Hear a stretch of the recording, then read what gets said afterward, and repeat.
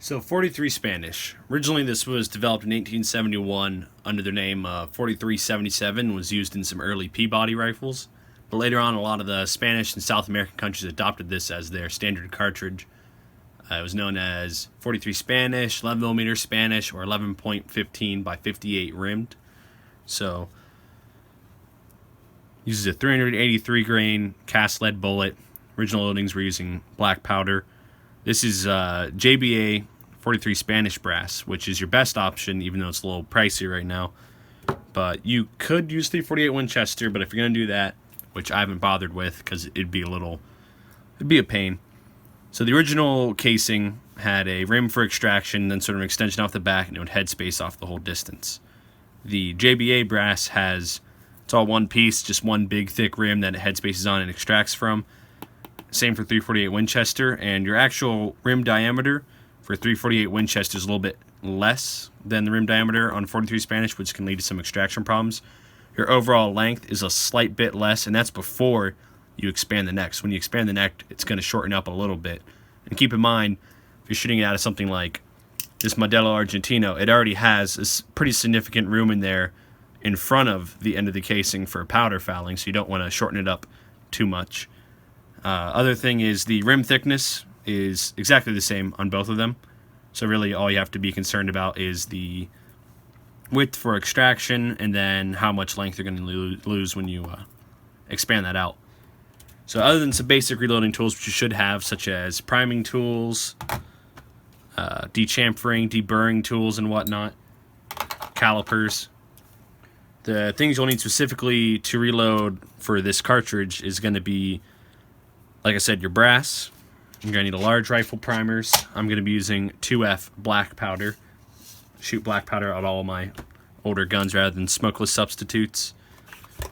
And then for die set, we have a Lee pace setter, which they don't make the best dies, but they make the only dies for a lot of the older cartridges out there.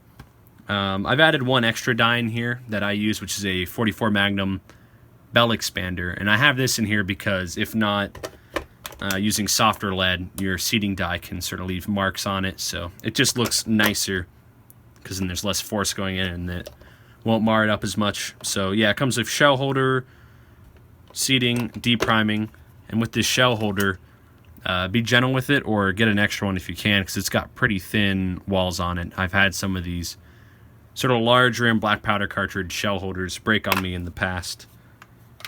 And then when it comes to casting lead, I'm not going to go over the lead casting, but I was able to find, this is made by Ideal, who made like reloading equipment like 80 to 100 years ago. This is a 383 grain mold with 3 lube grooves, just a single one. And then I was also able to find a .39 top punch and die for my RCBS Lube-O-Matic. Other thing is with your black powder, you're measuring volume, you're not measuring weight, so you're going to need a black powder measure. If you don't shoot black powder, you'll probably need to find one of these.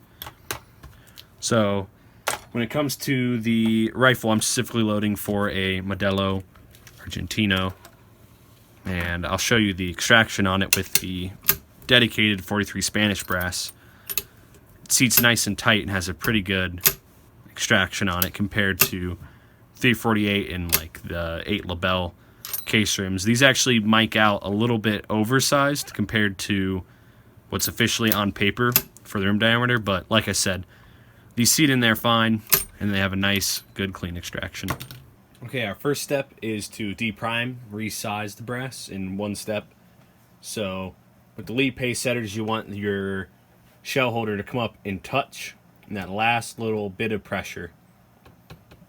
So casing in there, deprimes it, resizes it, so we can see our empty primer pocket and our marks where our brass was shaped. I don't use lubricant for this because there's not enough pressure to expand the brass significantly, so when I resize it, it isn't really moving the brass that much. So remember, we're going for 2.25 inches in length. So this is actually miking under that, but if needed, you can hook it up in a case trimmer and trim it. You'll probably need to get a larger shell holder compared to the universal one. So then we're going to clean out our primer pocket. You don't want to go too deep. You just want to get it nice and clean in there. Then we're going to have to clean out the flash hole. So just basic case prep.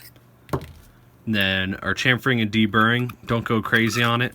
Just enough to get rid of any sharp edges and sort of put a rounded lip on it there.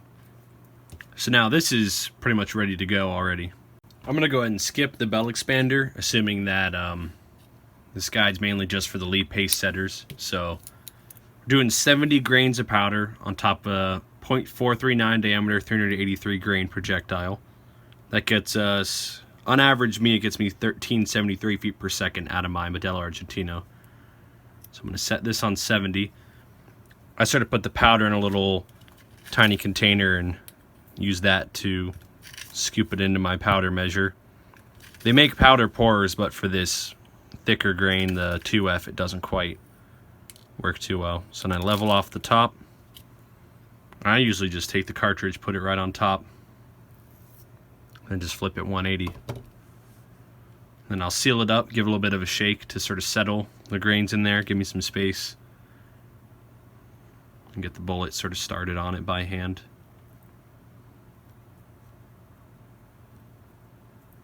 So there we go.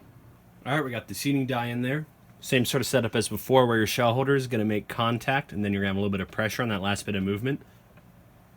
And that's going to set us up at the proper depth to crimp that neck on there. It's not a hard crimp. Just a nice, gentle one. There you go. 43 Spanish all loaded up. 383 grains on top of 70 grains of 2F black powder, doing 1373 feet per second. Before I had the bullet molds, my workaround was a paper patch projectile, a .429 44 caliber projectile, 255 grains.